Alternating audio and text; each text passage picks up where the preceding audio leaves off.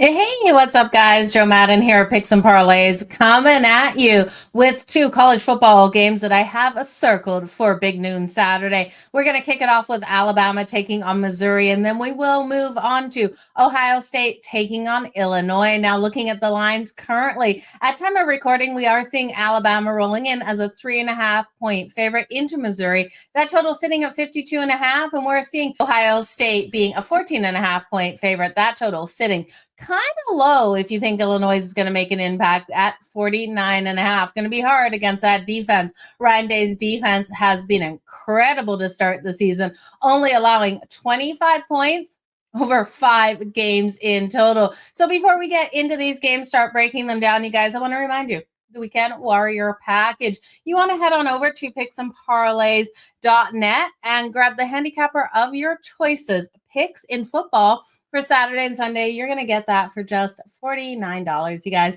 As an added bonus, you will get Monday's plays if they release any in football, as well as no extra cost. So again, that Weekend Warrior package, you have to head on over to picksandparlays.net and you'll get their football plays, a handicapper of your choices for Saturday and Sunday for only $49 and at no extra cost. You'll get those Monday picks as well.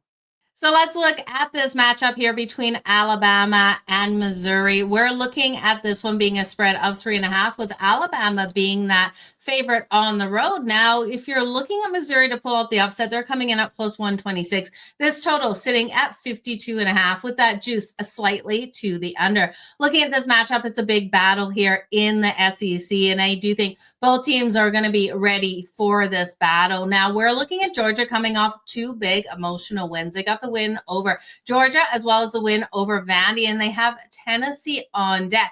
Are we kind of in a spot here where they're going to be sandwiched between those games? Well, maybe, but they will step up here for Missouri for sure. They're not going to overlook them. I do think Missouri, though, is going to be ready to take on Alabama, and they have every chance to be able to get the win. This team is yet to lose on the season, sitting a perfect 5-0 on the season, and a win here will put them 6-0. This offense is ranked one of the best in the nation's, but Bama's defense is going to be no walk in the park. We do see a couple of things here with Bama's defense that I'm not absolutely loving, but I do think Missouri should be able to capitalize on a couple of these things. They're such a well-balanced team out there. They also are so strong in that red zone at converting. They're converting in the red zone at a rate of 74.1%.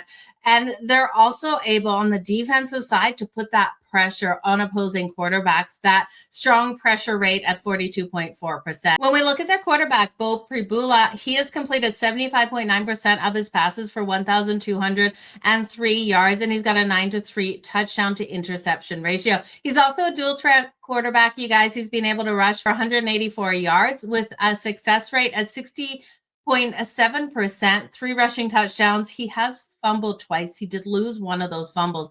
On the other side, there's no denying what Ty Simpson can do. The quarterback out here for Alabama, he has been elite. Just on fire this season with the completion percentage of 70.3% for 1,478 yards, 13 touchdowns, 1 interception, only 158 attempts. So coming out nice and strong. He has been able to add those rushing yards out there on the ground.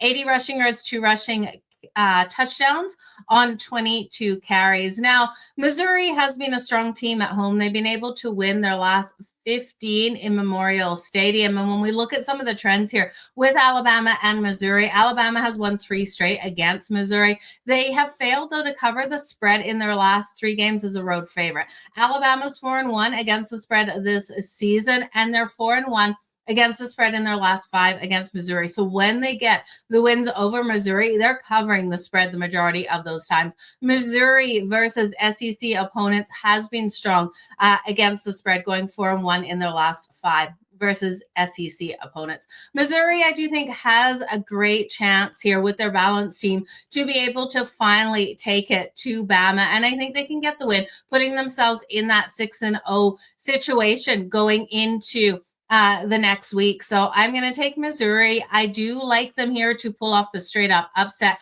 I think there's a couple ways you can look at this one. You can take Missouri plus the 3.5. It's coming in at minus 122. Missouri on that money line at plus 126. It definitely gets you that great plus money. And then over 24.5 points. I do think in this one, Bama is going to put up their share of points. So if you're looking at Missouri, they're going to have to score at least 26 points to be able to get the win. So I'll take them over the 24.5 in this matchup because Alabama has a balanced offense. They're able to convert in the red zone and their D is elite, but that secondary of Alabama does have some issues. They also are allowing those red zone conversions at such a high rate. And with Missouri's ability to convert in the red zone at 74.1%, this is a recipe for a higher scoring game out of both of these teams. Missouri will have to get to 26 if they want to win this. So give me Missouri over 24.5 points.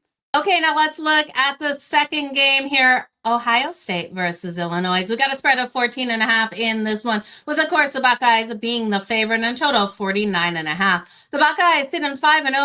This team has been so dominant out there, not only clicking offensively, but defensively, they've been absolute beasts. Like I said, Ryan Day has this team just firing out there on both sides of the ball. This is a defense that hasn't allowed more than 25 points all season, let alone per game. This is a team that's coming out so phenomenally strong. Illinois is going to face their hardest test yet of the season. Now, Luke Altmaier has looked great to start the quarterback here for Illinois. He's got a 73.6% completion rate for 1,573 yards. He's got a 12-0 touchdown to interception ratio. He is being solid. And on the ground, he's been able to add 109 rushing yards with 2 rushing touchdowns. Julian Sayin, the quarterback here for the Ohio State Buckeyes, has completed 80.2% of its passes for 1,313 yards, and he has a 13-3 touchdown to interception ratio in 5 starts.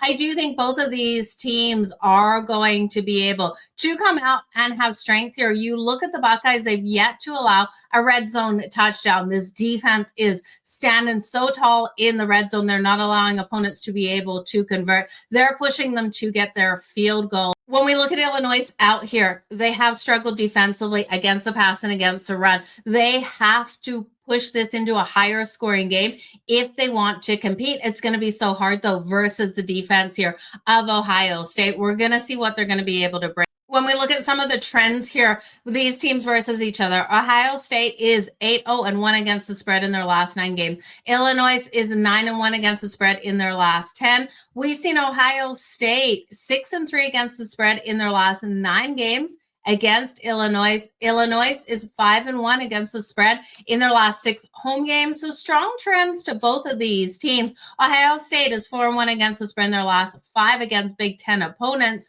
And then we've seen Ohio State win their last 6 road games. They've also been able to go 4-1 against the spread, 4-0-1 against the spread so far this season. Illinois is 5-1 against the spread this season. When we look at the team totals, this is where I want to isolate with these two teams. Illinois is coming in with a team total of 16.5 to the over at minus 136 to the under is plus 102.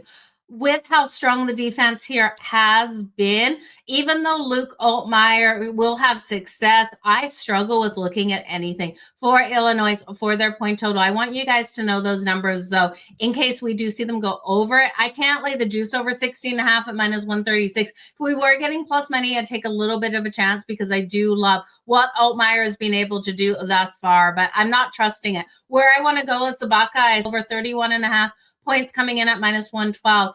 And I think we're going to see Julian Sayin be able to get that ball to Jeremiah Smith, them to be able to get those touchdowns on the board. You look at Julian Sayin, his passing prop is 270.5. I like that to the over. Luke Altmaier is 210.5. And I do think he's going to be in the situation where he's going to have to make some big throws down the field. I can see him going over his numbers as well. Julian Sayin over 2.5 passing touchdowns is plus 130, and Luke Altmaier over 1.5 passing touchdowns is plus 162.